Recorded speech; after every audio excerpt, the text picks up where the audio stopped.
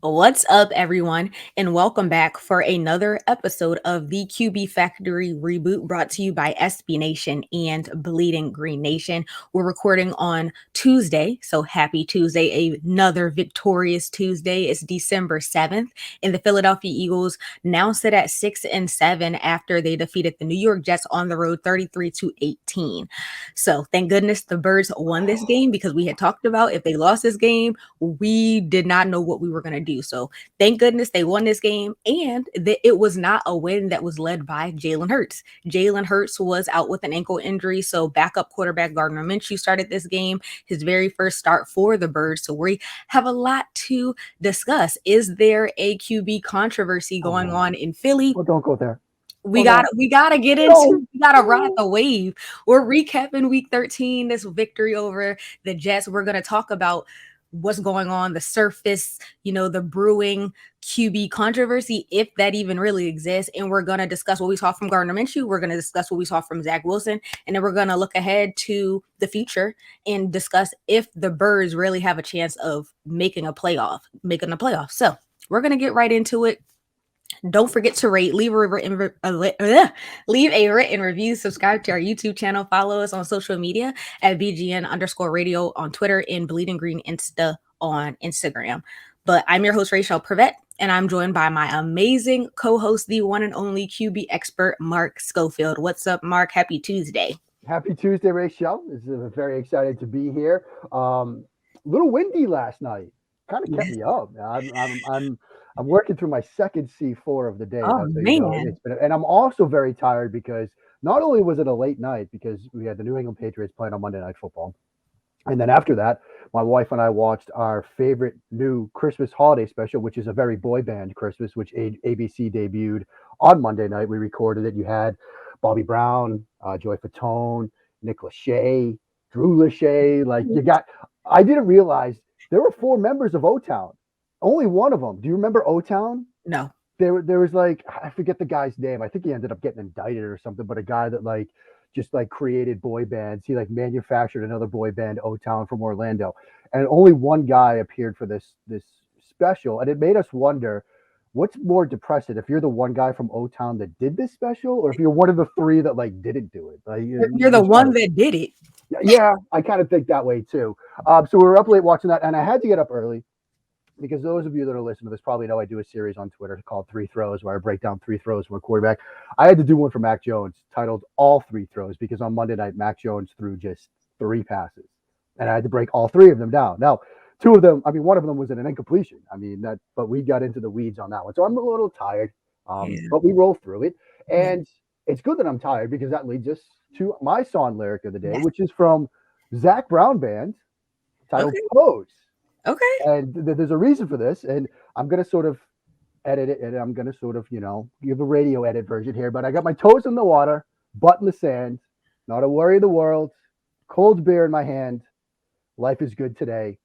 Life is good today, because that's a song about being on vacation. The Eagles are going on a bye week. We're going on a bye week. We will be off next week. Yep. Because it's time to rest up for our potential playoff drive. And so we can put our butts in the sand, drink a Corona or whatever you like to drink on the beach, and kick back for a week. How about that? I like that. Mentally, I'm at the beach. I like that, even though it's freezing here. We're not going to talk about that. It's 32 degrees at the bus stop this morning. And my Rudolph and Abominable Snowman blew over in the middle of the night. I had to the board was out in this morning, trying to get them propped up. Yeah. The Abominable Snowman's bigger than her, but that was kind of fun. Oh, man. But we're gonna get right into it. I have song lyrics as well, and I also have to make sure that it's PG because this is a family show. It's a family show. It's a family show. I chose lyrics from Till I Collapse by Eminem. Oh yeah. And he says, "This is your moment, and every single minute you spend trying to hold on to it because you may never get it again. So while you're in it, try to get as much bleep as you can." There you go. Very fitting for Minshew Mania. That's who I chose. Mustachio Man. We're gonna ride the stash. We're gonna talk about all the good stuff. But he had a really good, impressive first start for the Birds. This was his moment, and you can definitely tell that he took full advantage of this moment. He completely balled out. I think that this was a really good first impression, and he did exactly what he had to do. We, as the backup quarterback, he stepped in against a bad team and he did his thing. He balled out. He was very, very accurate. So he took advantage of this opportunity because this is his time. This was like his interview. This was like his time to shine while Jalen Hurts was out with his injury. So now, we have to talk about it. What's going to come from this? So I think we just start there. Yeah, I mean, I think we do just start there. I mean, he played very well. Like, he made some decisions that were very good in the moment. He made some reads that were very good. The arm had some moments, like he had a throw where he had to sort of roll to his left in a scramble draw and he hit Quez on a crossing route, which was a very difficult throw, but he did a very good job sort of mechanically, the shoulders, the hips, and all that. The 2 touchdowns to Goddard, the first one was a better throw. The second one, he kind of, underthrew it a bit, so Goddard had to slow up, but I think he was that wide open that you just want to make sure you put it on him. Like, you don't want to miss it. You don't want to wildly overthrow it. You don't want to wildly underthrow it. But I thought, like you said, he did his job. He did his job well. This is the job of the backup quarterback, right? Starter goes down. You come in. You don't screw things up. You don't mess things up. Now, obviously, the bigger question is this: do we have a quarterback controversy? And I wrote on Sunday after the second touchdown pass that, oh boy, sports producers in the greater Philadelphia area are the happiest people on earth right now, because normally you get a bye week and it's like, what are we going to talk about for 2 weeks? Now you get a quarterback controversy to talk about. Now, I'll go first. I don't think so. I don't think we have a quarterback controversy. I still think it's Jalen Hurts because, Gardner has some limitations with his arm, and I think we sort of saw that. I think, yeah, he sees the field better right now than Jalen Hurts, but you might expect that. He's a bit more experienced of a quarterback. I think Jalen Hurts is a more dynamic player, and he offers more broad-based athleticism, ability in the run game, ability to be, a weapon with his legs. But that's just me. Where are you on it? I have been very torn, but I am going to say that I don't think it's a quarterback controversy either. And I wanted to pull out a tweet from Michael Kiss. I just was talking to him this morning. Yeah. And I was like, oh, I got to use this for the show, Kiss. I got to use it. He tweeted out this morning at 9:12 a.m. It said, Eagles fans are so paranoid about a QB controversy that they preemptively created a fake QB controversy just so that they could get indignant about there not being a real QB controversy. And I think that was perfect. What he said, I think that was perfect because it kind of just gives us something to overreact about. It gives us something to talk about right now. But Nick Sirianni already came out and said, when Jalen Hurts is healthy, he's still our guy. I think that this performance definitely lit some fire underneath Jalen Hurts' tail. Like, all right, you got to step up because you had an ugly performance against the Giants. So when you come back from your injury, you can't have a poor performance against Washington or, the Giants again, because then it's really like, do we bench him? But I don't think that this sole performance from Gardner Minshew is the end all be all. I don't think this sole performance from Gardner Minshew should determine if he gets to start over Jalen Hurts moving forward, if Jalen Hurts was named starter, if he's the guy. So yeah. And in a question that I kept raising in my head, and you can go either way with this, it was against the Jets. So it was kind of like, yeah, this is a really, really phenomenal performance. He finished 20 of 25 for 242 yards with 2 touchdowns, 0 interceptions. And I think in the first half alone, he was 14 of 15 for 188 yards with 2 touchdowns. And we haven't really seen too much from Jalen Hurts in regards to throwing the ball. So of course it looked like, whoa, like we don't have this.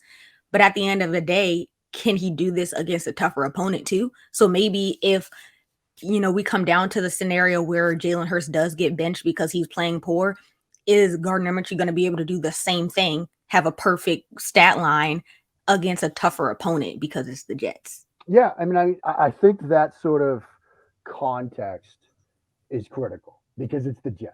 If Gardner had gone out and done this against like Dallas, or if he had done it, even last week you know, against the Giants. I think you'd have more of an argument that okay, like the offense, at least in the passing game, is more efficient and effective with Gardner Minshew versus Jalen Hurts. And so, do you make a change, or do you say, well, the other stuff that Jalen Hurts offers, run game, athleticism, outweighs what Gardner does for us in the passing game? I think it's an easier argument to make. I think sitting here right now, this is a Jets team that has given up some bad, some big passing performances to other quarterbacks. So I think that context is absolutely critical. And I also think it is important to remember that like it's one game. Mm-hmm. Like I know that in this sport, like nothing is promised, nothing is guaranteed, and so you have to sort of keep your job, earn it, keep it, and all that stuff. But Sirianni came out and said, "Look, Jalen Hurts is still our guy." I don't think this one game against an inferior defense that has struggled this year is enough to just say, "All right, you know what, we're making a change." Mm-hmm. That being said, it at least gives the organization confidence that, to your point, if Hurts struggles after the bye, if he struggles down the stretch, if he's ineffective in one game, they Mm-hmm. can feel comfortable that look, we're going to bring Gardner in, Yeah. and we can run our passing game through him. And Mm-hmm. so I think this is a good thing Mm-hmm. in this game today. You have to have, I think, my personal opinion, you have to have two good quarterbacks. You have to have a quarterback that can run your. And we're going to talk about Washington in a second. They're another example of it. You have to have a backup quarterback that can be effective and keep your team alive if the Mm-hmm. starter goes down. So you need two quarterbacks. The Eagles look like they have two quarterbacks right now, Yes, which I think is a very good thing. I don't think I it's agree. a cause for controversy or panic or anything. I agree. You want to be, like you said, you want to be able to be confident in your team. So I think the Eagles are in a good place in knowing that we already know how the remainder of the offense is with Jalen Hurts, how they're in sync. But with Gardner Minshew, they were, if not more, in sync. That's a good feeling to know that the remainder of the team can work with Jalen Hurts or Gardner Minshew. Because the offense, like Dallas Goedert, we already saw like he came in and just completely balled out in the Yep. first half of the game. I think the first two touchdowns were to Yep. Dallas Goedert. So seeing how in sync Gardner Minshew was with Dallas Goedert after we had seen he didn't get many targets the week before, and then seeing Miles Sanders before his injury happened, he was getting a lot of carries too. So it made me feel good. I couldn't even be bitter because at the end of the day, like, yes, I do like Jalen Hurts, but knowing that you have a backup quarterback who you can be confident in when it comes to the offense, that he's going to excel, if he's going, knowing that he's going to succeed at the end of the day, that should be a good thing. It shouldn't be like, let's start drama. Right. And What's I the always name I of it? always think it's good when a team has multiple pathways to win a game, right? Yeah. Like, look, we just saw the New England Patriots run the ball like 50 times. Like they Hmm. had one pathway to win that game, and they threaded that needle, and hats off to them. But when you can throw the ball, when you can run the ball, when you can do things differently, give yourself a couple different ways to win a football game, I think that's important. Now, maybe the counterweight to that is okay. Well, with Gardner, it's more of a passing game. With Hurts, it's Yeah. more of a run game. Like, how do you mend the two?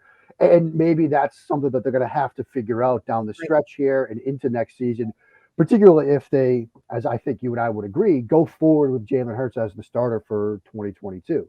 They'll Hmm. have to figure out, okay, when we get to a situation where Jalen has to throw the ball, can we win those games, or is it going to be more like the Giants game from 2 weeks ago? But I think they have multiple pathways to win games right now, which Hmm. is a very good thing. And of course, again, look, it was against the Jets. We get that, but you have to play the team that's in front of you. You play to win the games. Herm Edwards, we all know that, and they did their job. Remember, this could have been a lot different. Yeah. If Hertz plays and they lose, or if Gardner plays and they lose, it's a panic situation. Now, look, you're back. You're still in the playoff mix, which Hmm. is where you want to be in December.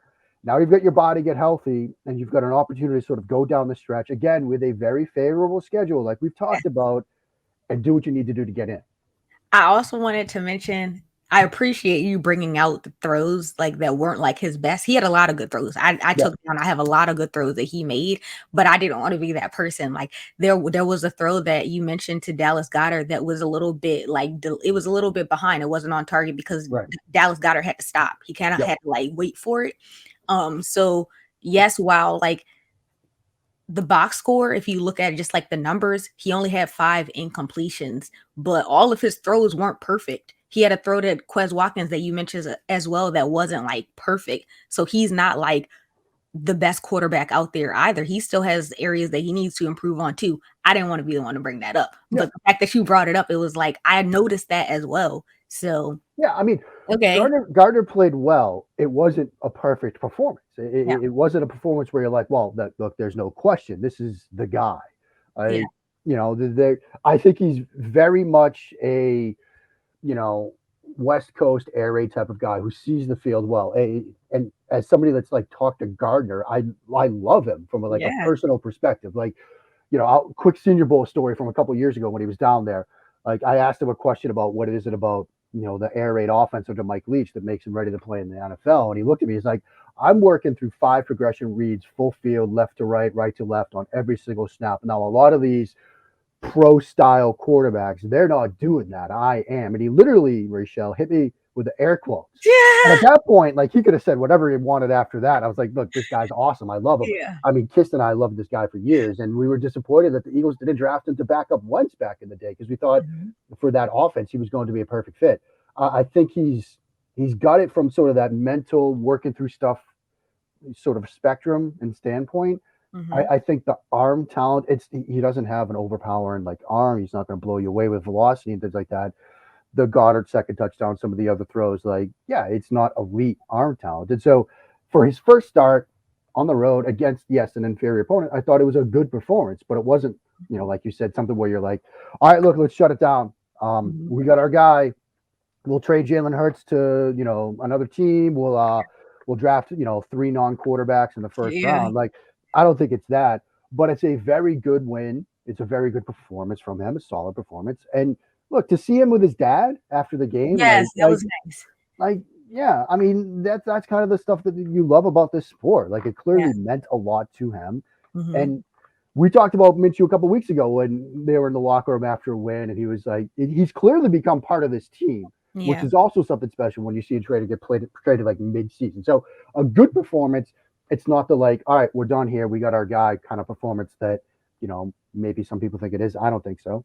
but as a fan, how do we expect like fans not to like overreact because he's hot right now? Well, that's That's like that's huge. just the sort of problem with this Sport? entire industry.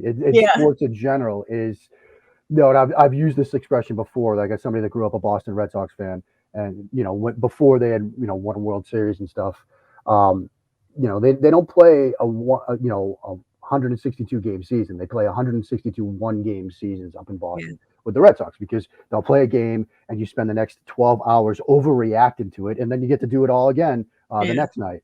It's similar with football, and football is very much set up like part of the thing that we're going on a tangent here, my friend.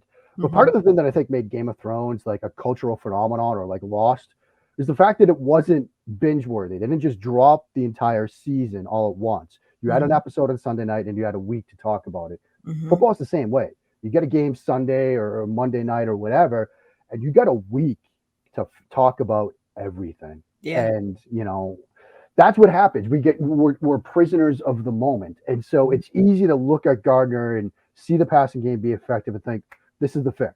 Like this is what this offense is missing. I'm missing a quarterback that can throw the ball like this.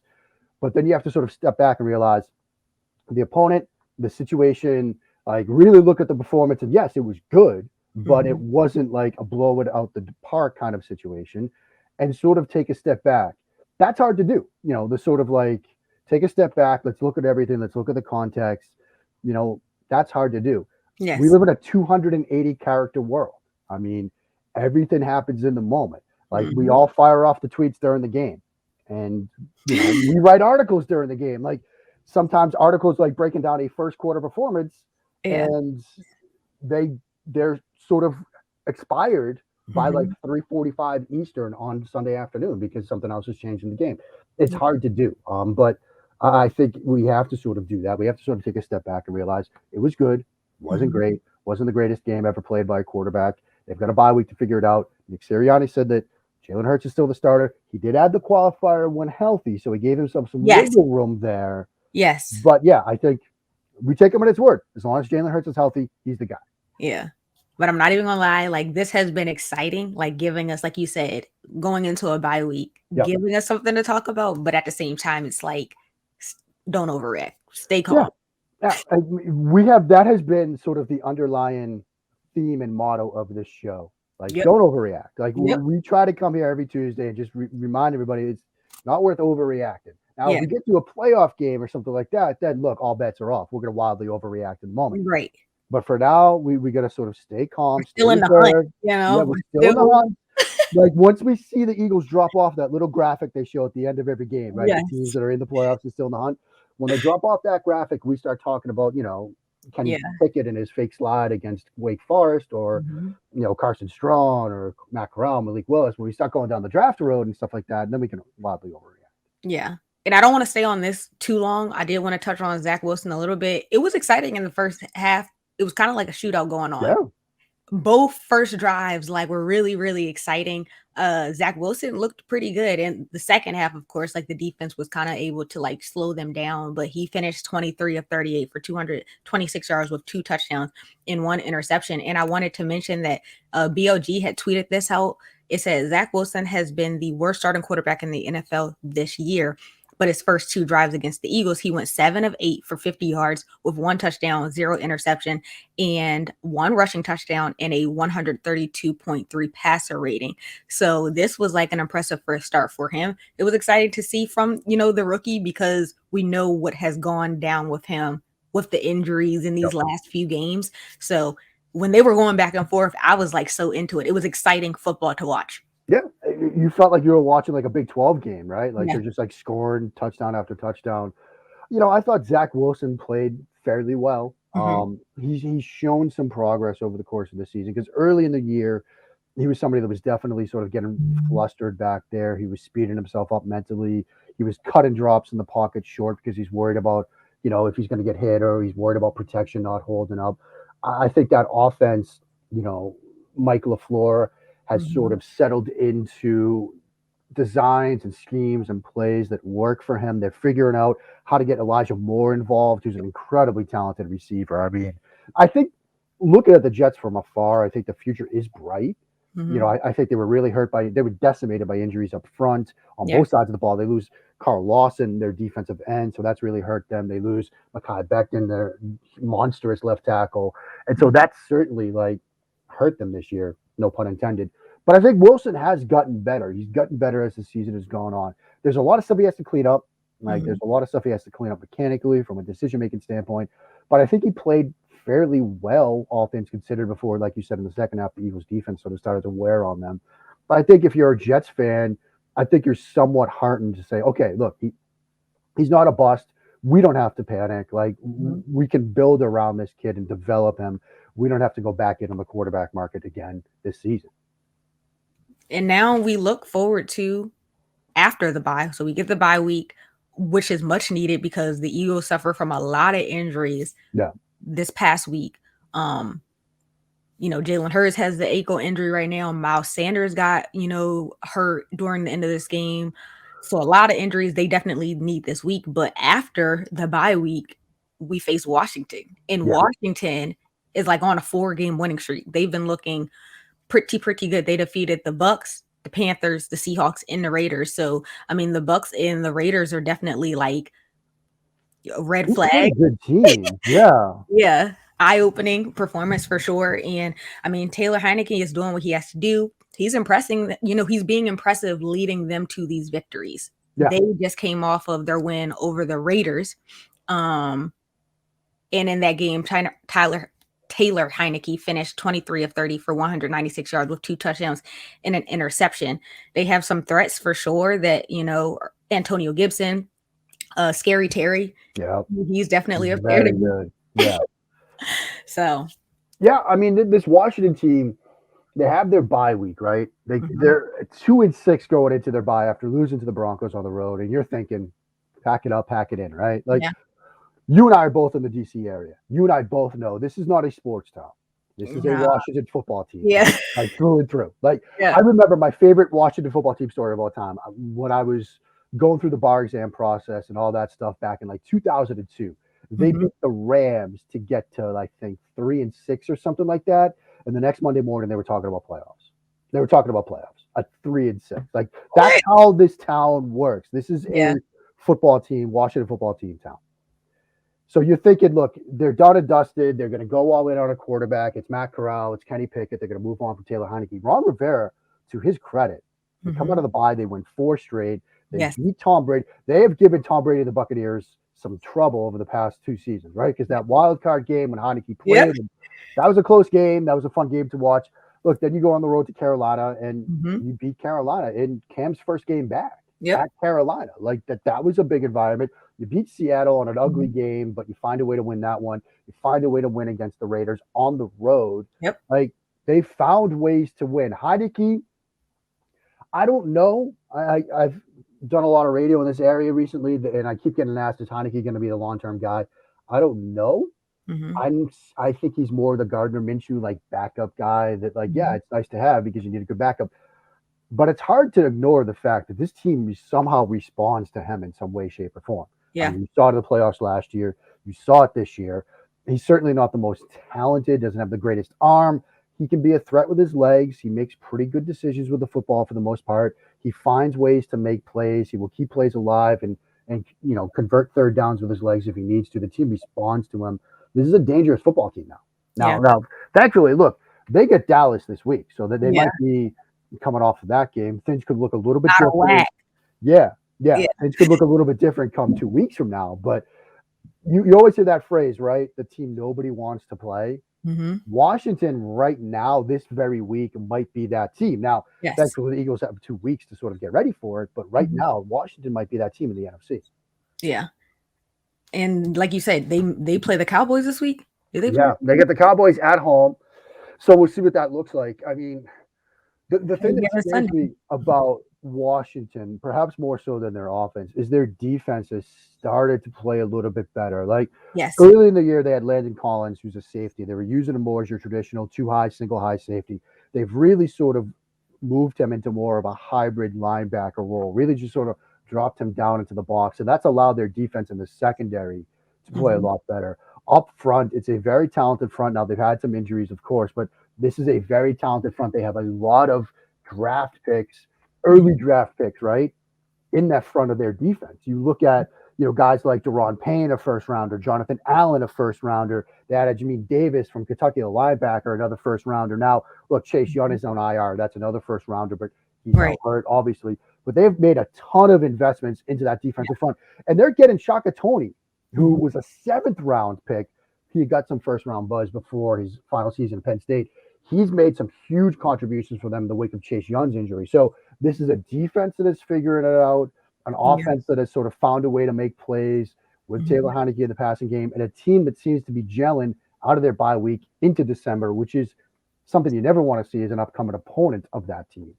Yes, it is. They are suffering from a lot of injuries, like you mentioned, Chase Young, and another player who's been holding them down, Logan Thomas, their tight end, but now he's injured. They're trying to figure out what it is. I don't think it was a that was a scary looking play because he's coming to come a block across the formation, and Yannick Ngakoue kind of almost reverse cut blocks him. You usually see offensive players cut block defensive players, but he's trying to avoid the block and he goes low on him.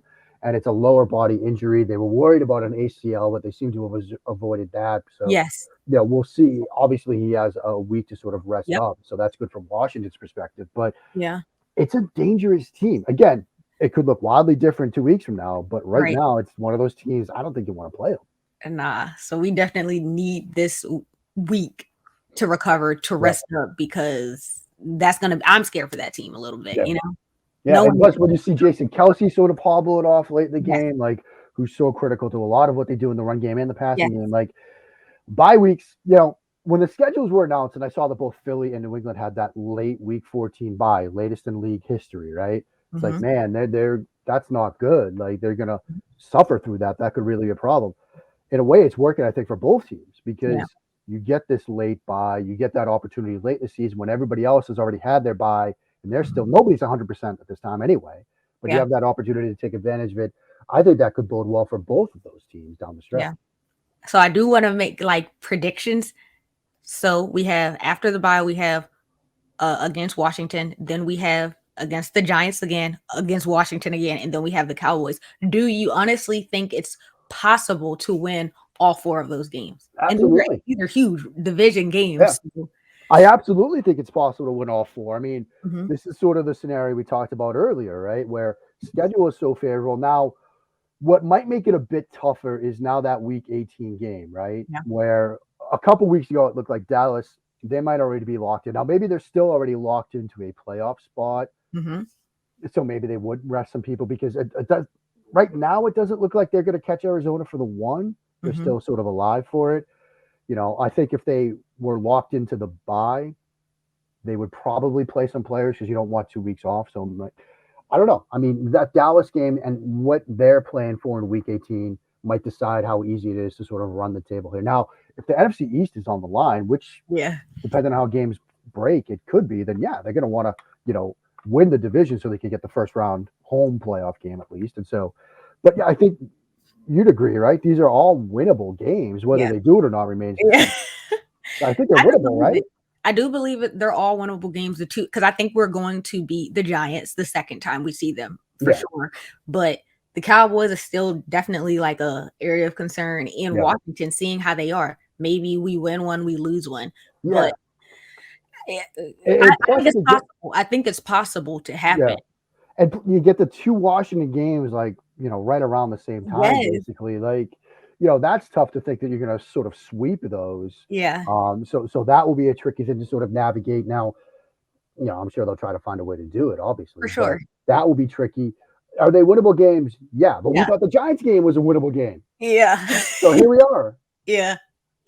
So it's going to be interesting to see how this plays out, but they get this bye week to rest and hopefully they come back stronger Yeah. after it because we need as many wins as we can get. So after the bye week, they play Washington football team. That's week 15, and this will happen on Sundays, December 12th. I think it's the 12th. I think so. Yep. It's the Yeah, 12th. the There's 12th. my handicap calendar Yeah, on the wall there. I can look away too. Yeah. But so we're gonna be back after that. We're gonna take a break next week. Hopefully you guys get to enjoy your break, your bye Yeah. week as well. And after that, we'll Stress-free be back. football is fun, friends. Stress free. I Stress-free like that. football is fun. I like that. So, and we'll be back after that to talk about hopefully some more positive Eagles football. But don't forget to rate, don't forget to leave a written review, subscribe to our YouTube channel, follow us on social media, and also us individually on social media.